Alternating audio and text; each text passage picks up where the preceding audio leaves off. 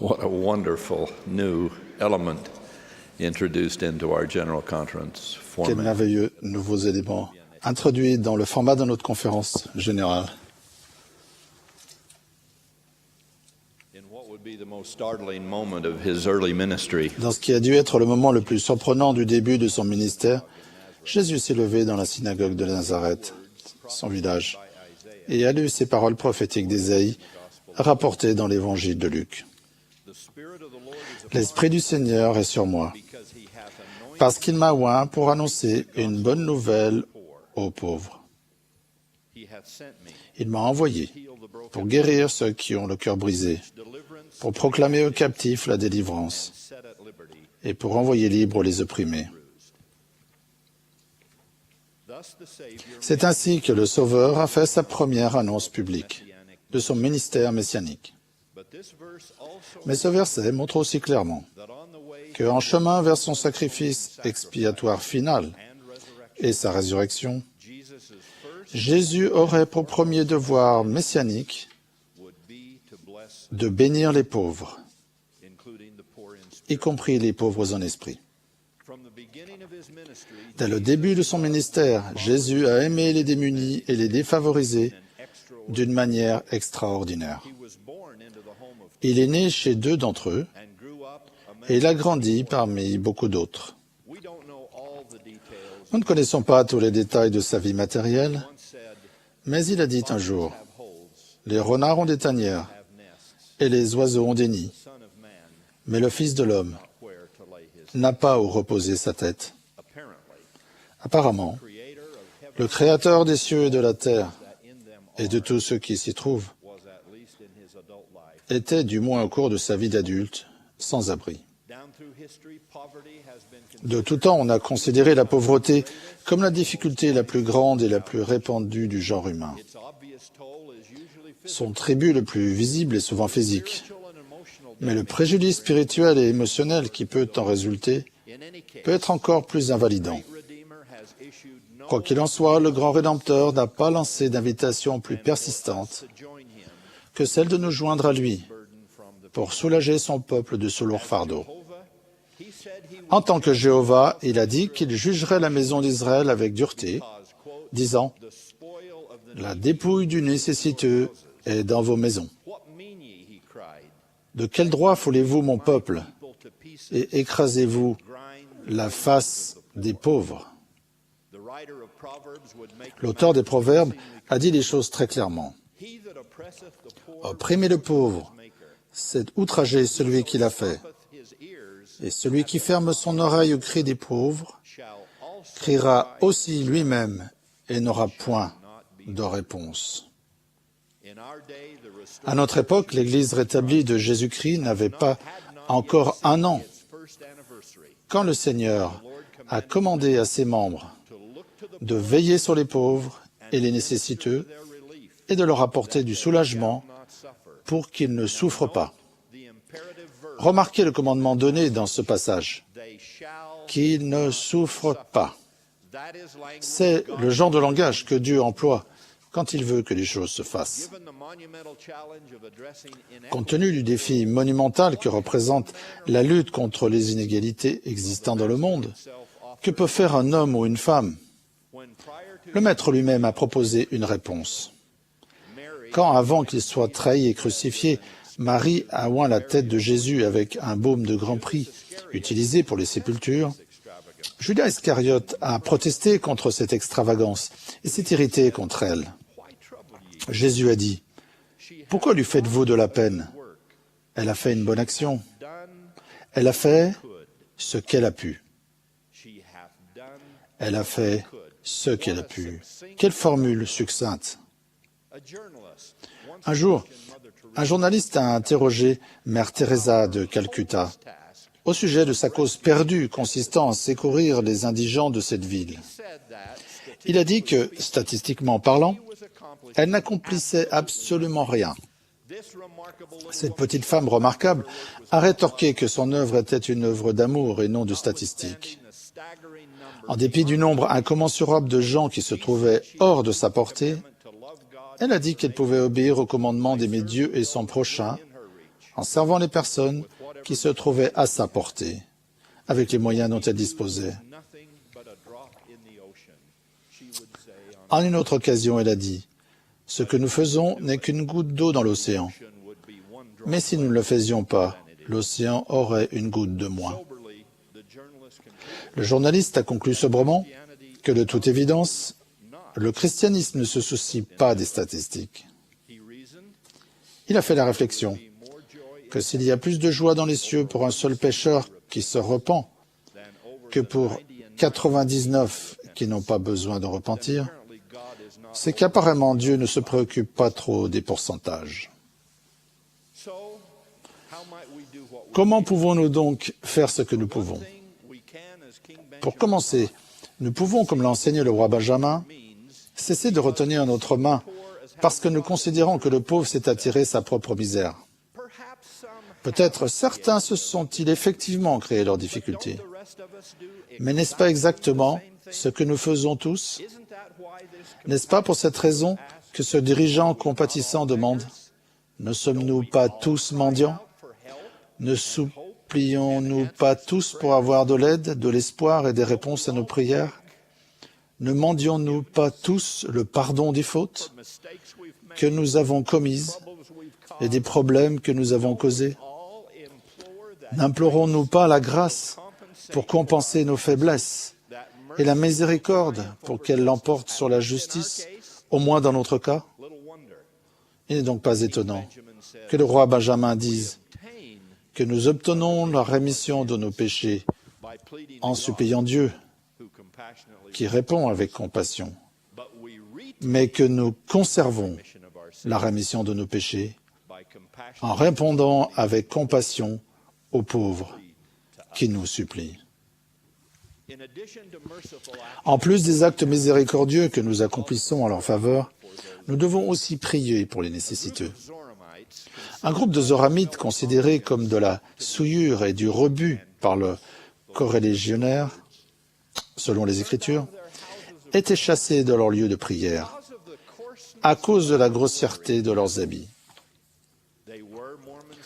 Mormon dit qu'ils étaient pauvres quant aux choses du monde et également pauvres de cœur, deux conditions qui vont presque toujours de pair. Pour contrer ce rejet répréhensible des mal vêtus, les collègues missionnaires, Alma et Amulek, leur disent que quels que soient les privilèges que les autres puissent leur refuser, ils peuvent toujours prier, dans leur champ et dans leur maison, dans leur famille et dans leur cœur. Puis, à ce même groupe qui a été refoulé,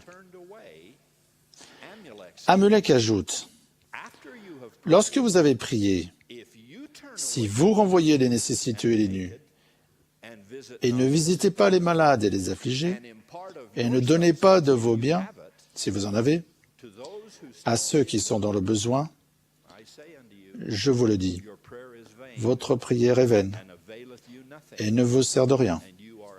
Et vous êtes comme des hypocrites qui renient la foi. » Quel rappel remarquable que riches ou pauvres, nous devons faire ce que nous pouvons quand d'autres personnes sont dans le besoin. À présent, de crainte d'être accusé de proposer des programmes sociaux mondiaux totalement irréalistes ou d'approuver la mendicité comme mode d'accroissement, je tiens à vous assurer que mon allégeance aux principes de diligence, d'économie, d'autonomie et d'ambition est aussi ferme que celle de n'importe qui. Il est toujours attendu de nous que nous nous prenions en charge avant de demander à d'autres de nous aider. En outre, je ne sais pas exactement comment chacun de vous doit s'acquitter de son obligation envers les personnes qui ne se prennent pas en charge ou qui n'en sont pas toujours capables. Mais je sais que Dieu le sait. Et il vous guidera dans des actes compatissants de disciples. Si vous êtes vraiment désireux d'obéir à un commandement qu'il nous a donné à maintes reprises, et si vous priez et cherchez consciencieusement des moyens pour le faire. Vous reconnaîtrez que je parle ici de besoins sociétaux difficiles qui vont bien au-delà des membres de l'Église. Heureusement, la manière du Seigneur d'aider les nôtres est plus facile. Toutes les personnes qui en sont physiquement capables doivent observer la loi du jeûne. Ésaïe a écrit « Voici le jeûne auquel je prends plaisir. Partage ton pain avec celui qui a faim et fais entrer dans ta maison les malheureux sans asile. Si tu vois un homme nu, couvre-le. Dénoue les liens de la servitude. Renvoie libres les opprimés. Je rends témoignage des miracles tant spirituels que temporels dont bénéficient les gens qui vivent la loi du jeûne. Je rends témoignage des miracles qui se sont produits dans ma vie.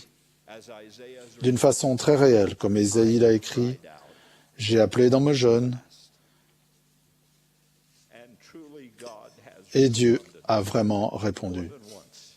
Plus d'une fois, me voici.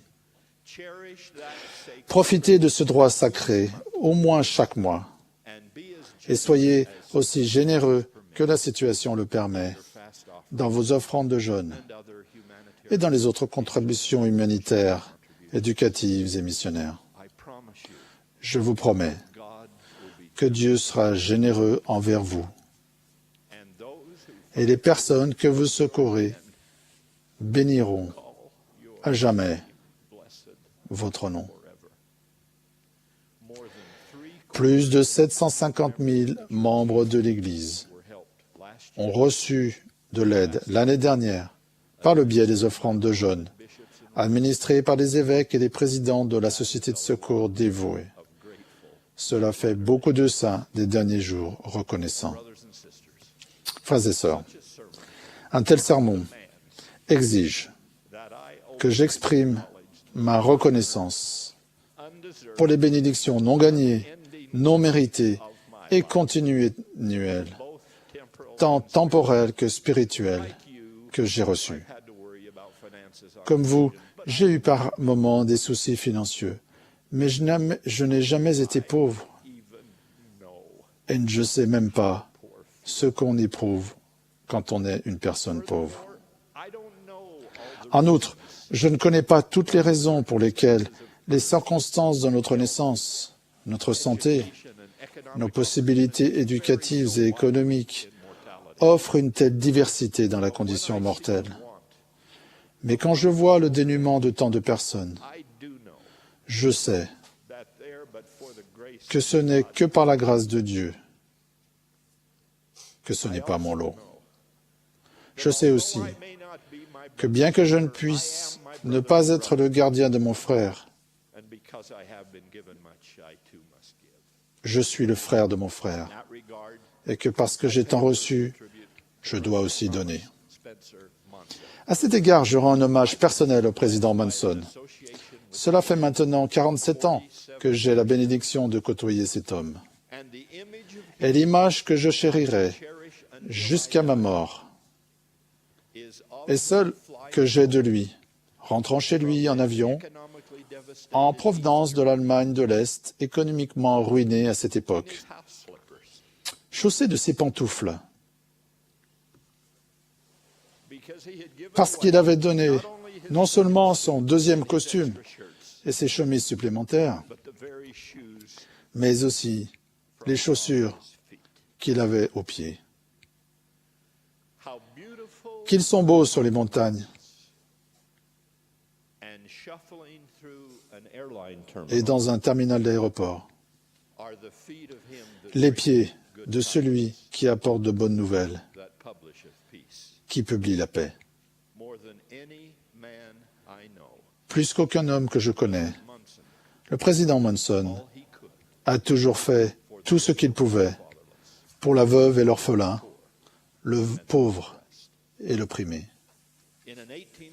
Dans une révélation donnée en 1831 à Joseph Smith, le prophète, le Seigneur a dit que les pauvres verraient un jour le royaume de Dieu venir avec puissance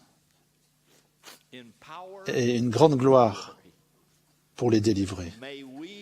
Puissions-nous contribuer à la réalisation de cette prophétie, armés du pouvoir et de la gloire de notre appartenance à la véritable Église de Jésus-Christ, pour faire ce que nous pouvons pour délivrer tous ceux que la pauvreté emprisonne